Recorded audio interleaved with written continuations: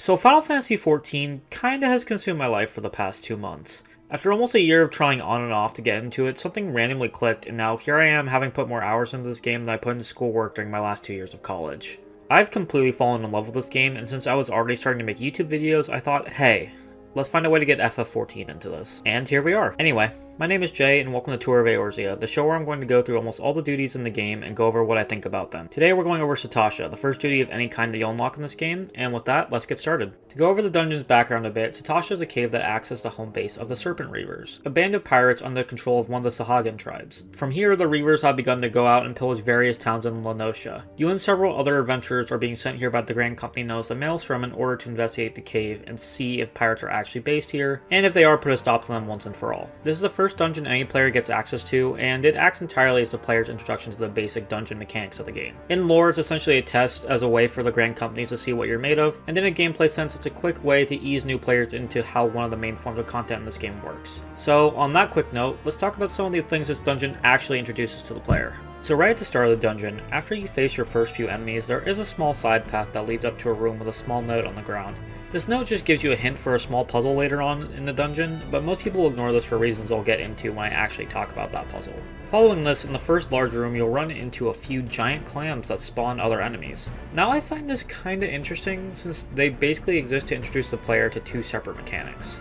Those mechanics being enemies having an invulnerability state and them also being able to spawn additional enemies. I think it's kind of wild that both of these mechanics are introduced on a non-boss encounter that you technically don't even have to fight, which in itself is also kind of weird considering how it's extremely uncommon to just be able to skip enemies on the main path in most other dungeons in the game. But it's still kind of interesting regardless. It was kind of clear they were still figuring things out with this.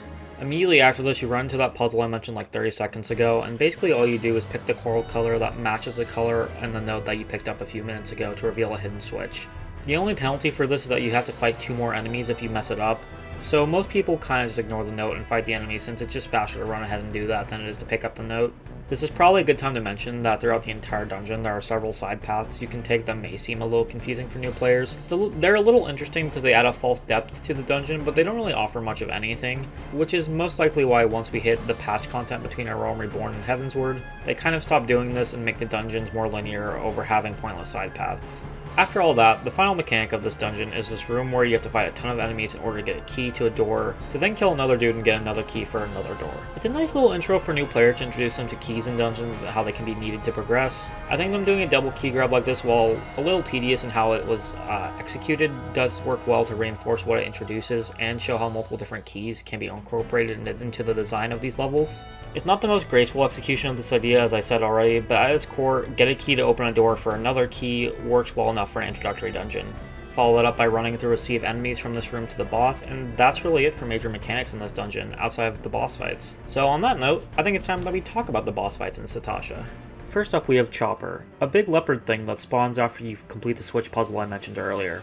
He's very basic as far as bosses go, only having auto attacks and one AoE ability. That being said, his AoE does inflict paralysis, which randomly causes anything inflicted by it to become frozen for a second at random until it wears off. I think this being the first actual boss players will encounter is pretty good from a teaching perspective since it introduces AoEs in an environment with less visual noise than running through packs of enemies, and also shows you that getting hit by these can have additional effects besides damage to further incentivize staying out of them, and despite that people will stand in them anyway for some reason. After that we have Captain Madison, the pirate that we were originally sent here to find. Both times he has 2 extra enemies with him, commonly referred to as adds, and he runs away both times once he hits low health. During the second encounter though, he spawns more adds once his health hits 50%, which does a pretty decent job at reinforcing the idea of enemies being able to call in support to combat you that was introduced earlier by the clans. The final boss of Sastasha, Den the Orcatooth, is a Sahagin warrior that's actually controlling the entire pirate crew. He is also kind of a pushover as far as bosses go, even in this dungeon. The way his fight is supposed to go is that while you're fighting him, these grates in the arena will spawn adds that will attack members of your party and deal more damage to you. Any member of the party can interact with the grates when an add is about to spawn in order to block them off. I would normally say this is a good first boss mechanic since in theory it teaches players to be aware of their surroundings and that you'll occasionally have to interact with things, but Den himself is weak enough that 90% of the time he'll die before even one add spawns. So, cool mechanic and concept, not executed the best here. Overall, decent set of bosses for a first dungeon. None of them are particularly stand out, and some of them, like the final boss, flub what they're going for, but not a bad start overall I'd say, and they're all pretty good for easing the player into actual content. Overall, I'd say Sastasha is fine. It's not a groundbreaking dungeon by any means, but for a starting dungeon, it's pretty serviceable. I feel like I'd like it more if the final boss's mechanics worked as intended and weren't skippable. I can't really be mad that the mechanic can be skipped though, since this shows up extremely often in Duty Roulette, and being able to quick kill Mr. Orcatooth to finish the dungeon faster isn't really an issue for me personally. But for a new player experience, it does kind of suck up. The mechanic this fight is supposed to teach is so easy to ignore. The rest of the dungeon does a pretty good job of easing players into the gameplay loop of the dungeon though, so I'd say overall it's pretty decent. Not the best, but also not the worst this game has to offer. And with that, we finished Sastasha.